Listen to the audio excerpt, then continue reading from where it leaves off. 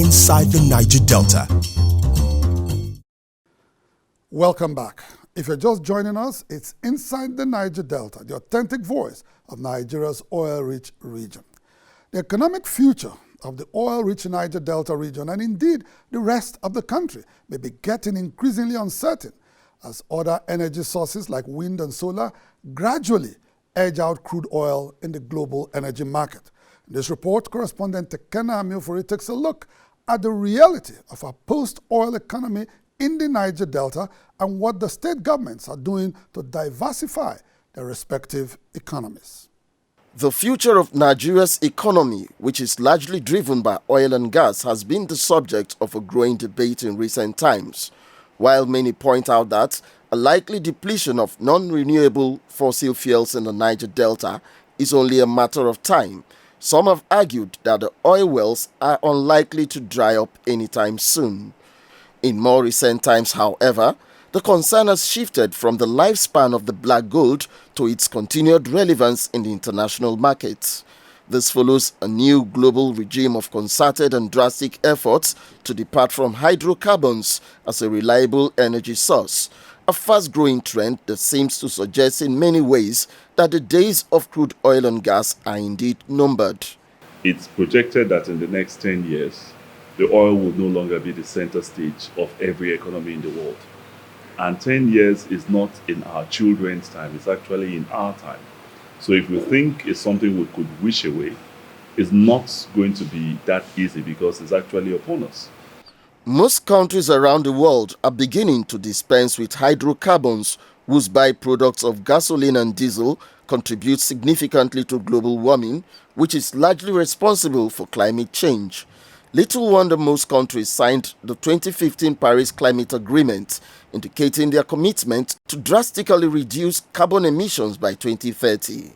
Beyond the environmental considerations, the growing global preference for alternative energy sources is informed by a collective resolve to get energy consumers pay less to fuel their plants and increase their profit margins. With the application of new technologies to develop alternative energy sources, solar power costs have been on the decline since 2008, and same goes for wind as a preferred energy source. From all indications, these are foreboding signs for Nigeria, whose economy is heavily dependent on crude oil for survival. Since 1999, the Niger Delta state's share of the country's oil revenues has increased up to 13%, but their increased revenue profile has not translated to improved living conditions in the region. The region's backwardness, in spite of its vast oil wealth, is blamed on a number of factors such as massive environmental degradation and the lack of a clear sense of direction in governance. In October 2010, governors of the South-South geopolitical zone, otherwise referred to as the core Niger Delta states, established the Brace Commission to promote the region's industrial capacity. The Brace Commission, comprising Bayelsa, Rivers, Akwa Ibom, Cross River, Edo and Delta states, was set up to develop a common pool of resources for the purpose of economic diversification to absorb any likely shock in the event of a post-oil economy. Sadly, however, the Brace Commission that was established to integrate the Niger Delta economy into a formidable bloc is now in a state of coma. The Brace actually went under even before those administrations left because they allowed personality issues to come into it. Who was going to call the shots and who wasn't going to call the shots and all of that. And I think that was responsible for the dysfunctioning of that laudable project by the South-South governors. The comatose state of the South-South economic bloc has made it increasingly difficult for member states to achieve their economic potentials in isolation. Most Niger Deltans are therefore calling on the 7 governors to revive the moribund Brace Commission in the collective interests of Nigeria's oil-rich region. This current government must do that document again. They must think out of the box. Now they're agitating that they are setting up a team that will go and engage the federal government to review the revenue sharing formula. That those states that generate more revenue should earn more, which is good. But any more revenue, is that the question? What do you use the revenues for? It's a big question.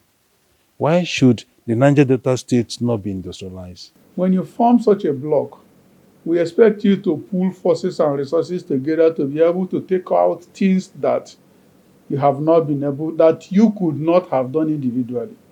BRICS should have ensured that beyond mega companies, that medium companies and factories are established, that citizens within the area will buy off the shares from BRICS Commission and become the investors and make income, generate wealth, and inject value to the economy of the region.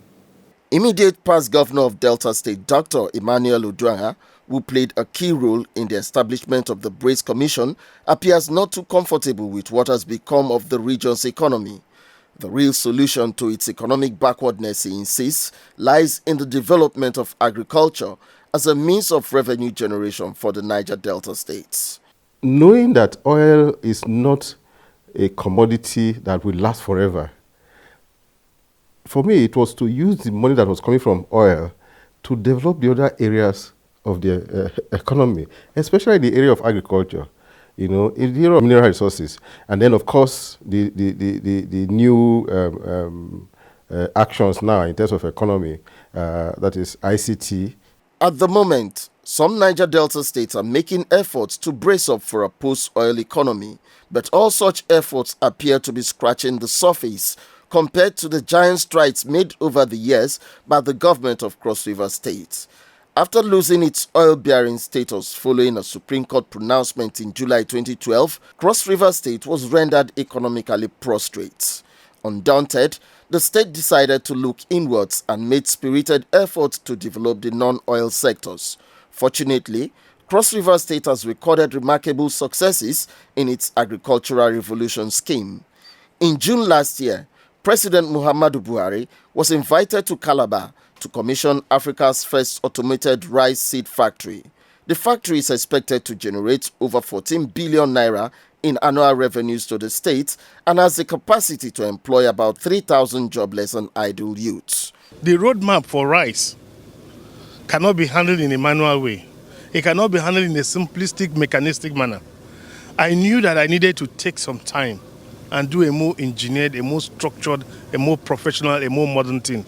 While some states were in the haste to announce bumper harvest and announce that they have gone into rice, in the old traditional method, I resorted to a proper research as a professor that I don't want to go into rice, but when I come out and debut that I've gone into rice, they will see the difference. But I feel the excitement that all of a sudden the whole country will now get to know that truly the Ogoja people, the Cross River people, are actually the #1 rice producers in Nigeria. And with what I have come in to bring for them, with the drying systems, the silos, the storage systems, and even the solar cubes, which is the new technology in the US, where farmers will use solar energy to store their grains with just $50,000. They own one. So I'm doing that for communities at different levels. I don't start unless I'm doing the very best. With the development of the agricultural sector, Cross River State has been able to nurture and grow other agro-allied industries and now appears to have fulfilled all the preconditions for a possible industrial takeoff. It is clear that Cross River has found a pathway to ease itself from over-reliance on federal allocation. It is evident also that by conceiving projects such as this, Governor Ayade has a keen eye for tomorrow, focusing on projects that are building a new economic base for the state rather than projects with short-term benefits for the purpose of making cheap political gains. But for the sudden halt in the region's economic cooperation, the Cross River economic model would have been replicated in other states, and the entire Niger Delta region would have had a bigger and stronger economy, with a proven ability to withstand the shocks of a post-oil economy. There's a lot that the region could actually attract when we do things collectively than when we decide to go about it individually. Because what matters in the fourth industrial revolution is going to be economy of scale and size. is not really going to be about the amount of resources you really have.